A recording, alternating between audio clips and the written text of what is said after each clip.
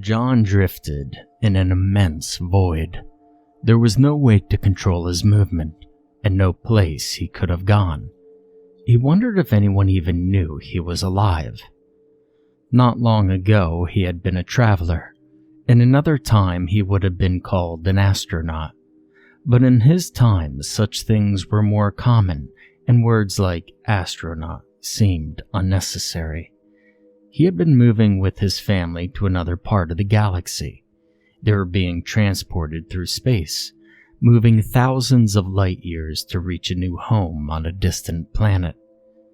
One morning, he had attended a briefing on safety drills, along with the rest of his family. These were held regularly on board the ship to ensure everyone was ready in case of a disaster. The first drill was always to get a protective suit on. An instructor had stood in front of his family, demonstrating how the pieces of the suit fit onto the body. "All right," he said. "Everyone just go through the motions, then check the person beside you." John began to put his own on, and move more quickly than the rest. Seeing his son, Jim, a boy of 5, struggling with the suit, he bent down to help. Nope, the instructor rebuked. "You do your own first, and then you help the others. You can't help much if you can't breathe." Nodding at the instructor, John moved away from his son and reached for his own mask. He snapped the last straps into place, and he woke up in space. He had no idea what had happened. The last thing he remembered was putting a suit on. He dimly recalled the loud noise on board, something like metal scraping, but he wasn't sure if he had simply imagined it afterward. There was no way for him to find out. He guessed there was an accident, or perhaps something struck the vessel, and by some miracle, enough of his suit survived to keep him alive. However, he had no food, and he knew his oxygen would run out eventually. Really, it was nothing more than an accident that he had survived. If he had been a second slower, he wouldn't have been ready. By all reason, he should have been killed along with his family. Part of him wished he had been killed. While the thought of an instant sudden death was terrifying, it was better than the inevitable slow death in space. Here, he could only wait for a painful, lonely end, as the feeling of loss at his family's sudden passing filled his heart. Death on the ship would have at least been painless. He thought about simply ending it, smashing the mask on his suit with his hand and waiting for space to kill him. There was only a thin layer of glass that kept the vacuum of space and his suffering alive. However, he couldn't bring himself to do it. Though he knew it would be better than the slow wait for death, the idea of suicide seemed impossible for him to grasp. An impossible hope came back every time he thought about it, telling him something would happen to save him. This hope, whether a curse disguised as a blessing or a blessing disguised as a curse, kept him from death. At the same time, he knew his mask was made to withstand space, and he wasn't sure if he had the strength to break it. Instead, he remained alive as he floated aimlessly through the emptiness of space. He still hoped to run into another ship, or perhaps even a planet or a star where people lived. But there were none in sight. All he could see was a deep, eternal blackness. It wasn't too long before he noticed something had begun to change.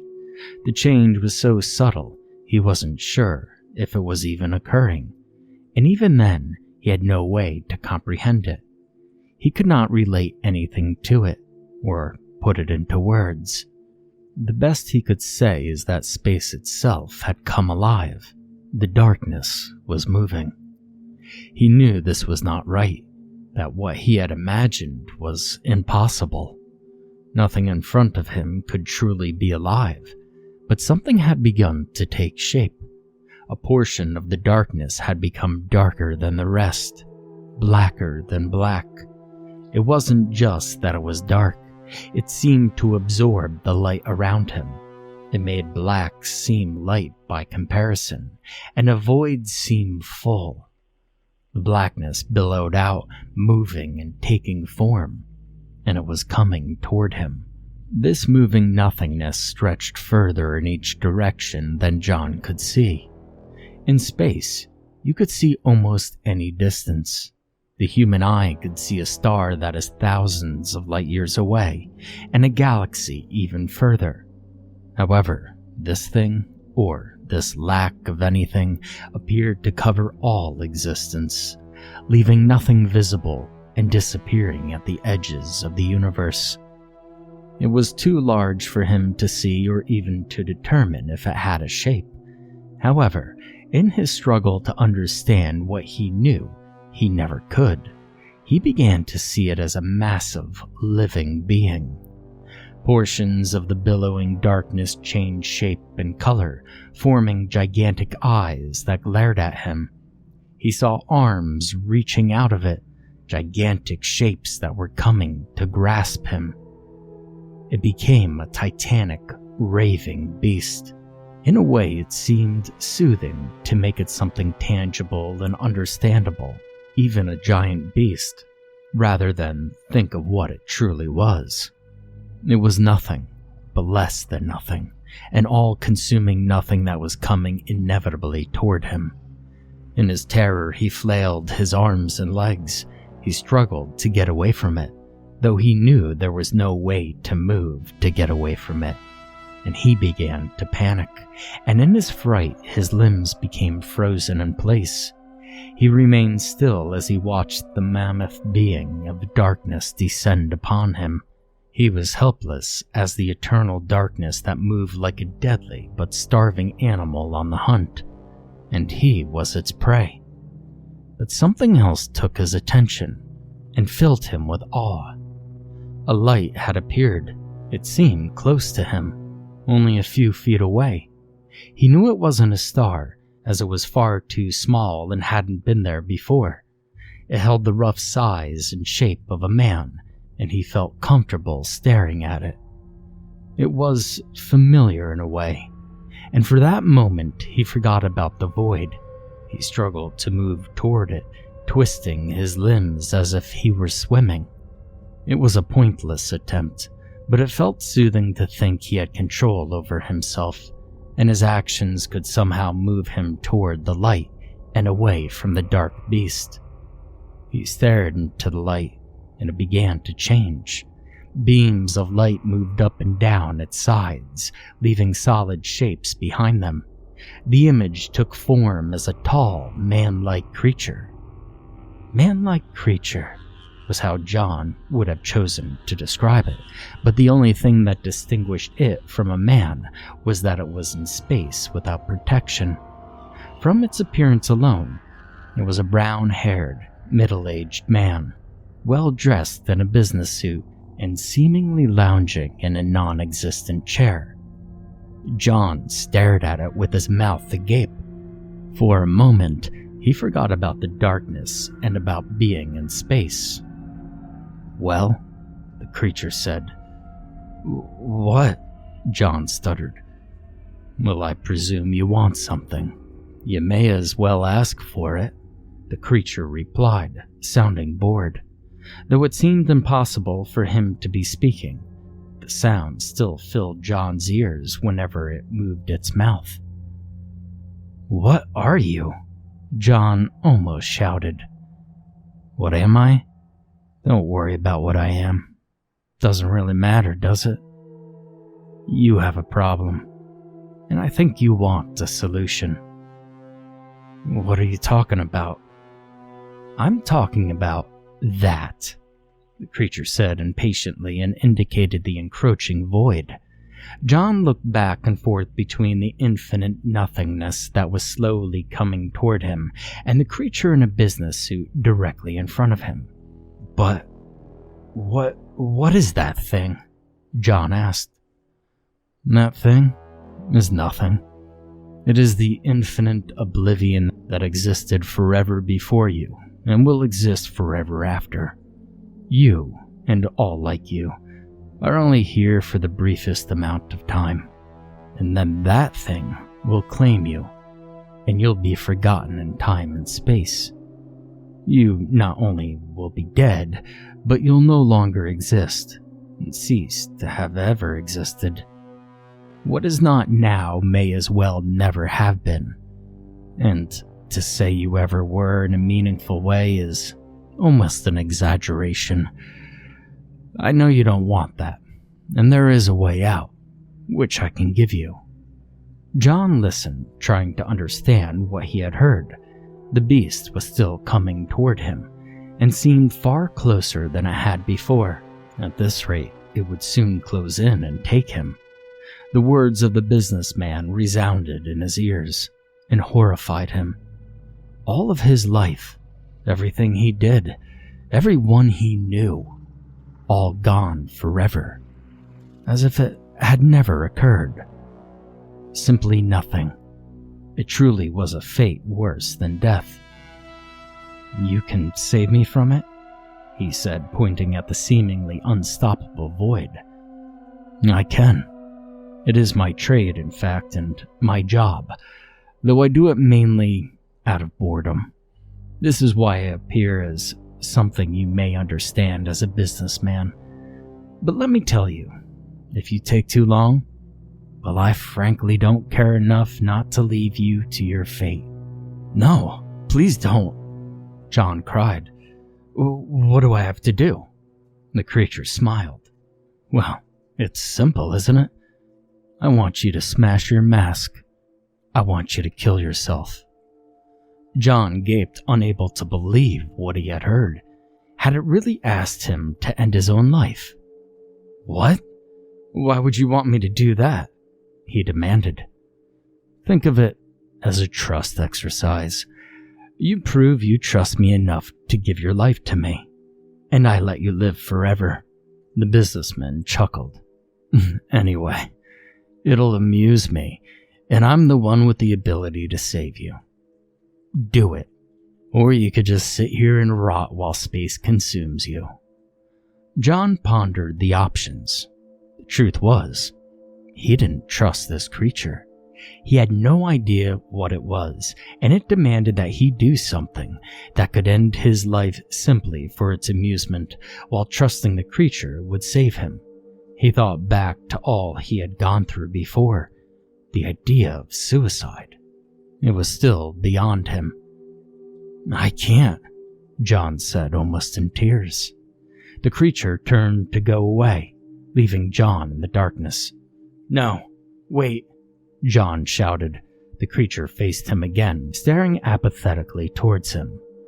Though what it was asking was horrifying, he couldn't let it go while the beast was still coming toward him. He needed a bit of time while he thought. "What are you? Are you God?" The strange businessman laughed out loud. "God? You think I'm your God? You really do think there's a God waiting for you at the end of all this? Do you? Really? Just smiling and ready with open arms?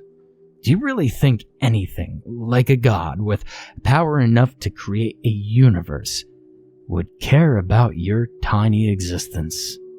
Well, you prideful little creature, no God would ever want you. And there is none waiting." He convulsed with laughter. "What?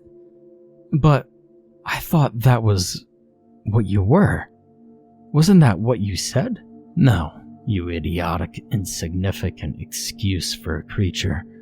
There's no God for you. You think a God that cared about you would let you exist in the same universe as that thing?" He pointed at the beast. "What a strange species. You fear the darkness so much that you create 1,000 lies to avoid thinking about it. All your religions, all your ideals, your pathetic attempts at science, your arts, your delusions of glory and war and violence, all a feeble attempt to protect yourself from its truth. In the end, you just hasten your own way to the darkness thinking you can avoid it. You're a species so foolish that you think you deserve respite from the eternal darkness, and so vain that you would send 1,000 of your own into it rather than simply go yourself. In the end, it's all for nothing. All lies, it's all fake, and all you end up is in the same place as the ones you killed. Not that any of the other species are any better. The businessman laughed again and pointed at the beast.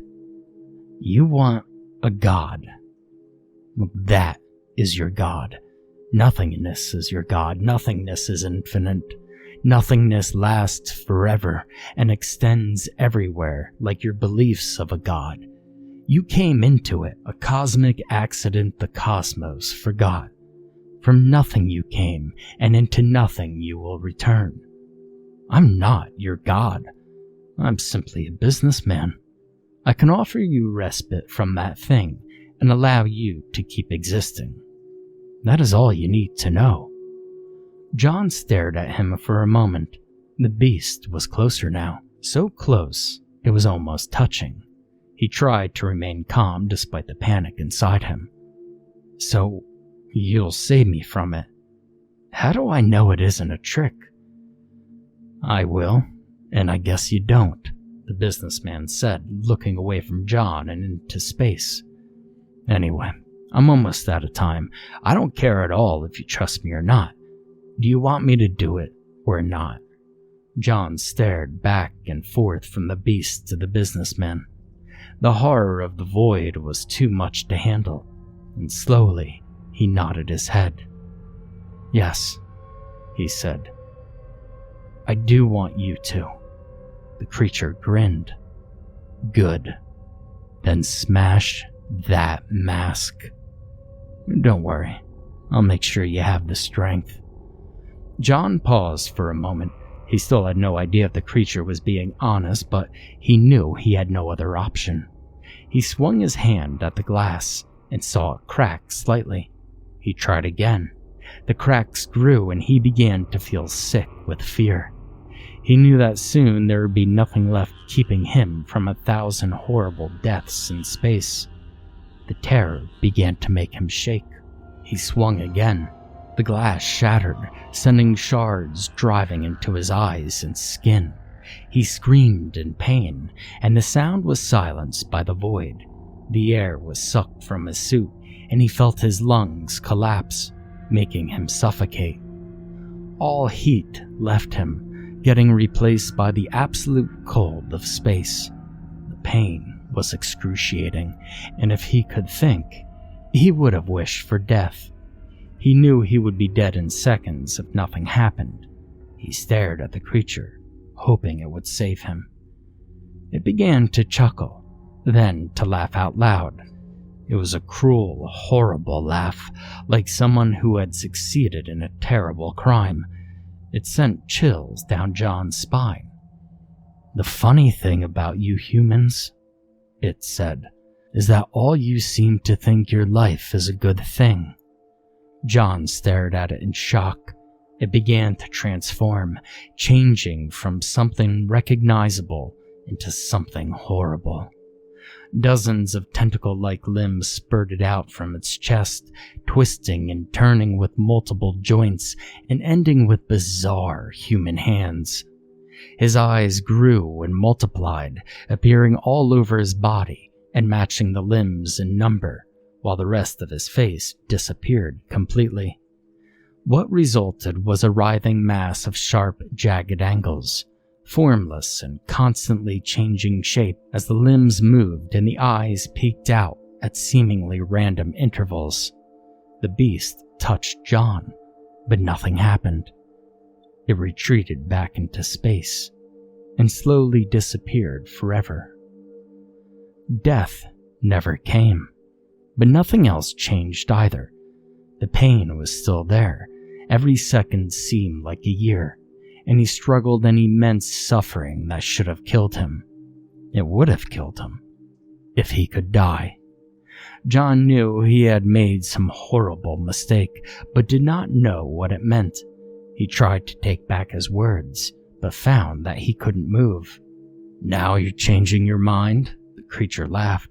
His voice came from all directions at once, filling John's ears and his head. "You wanted to see eternity. And you will."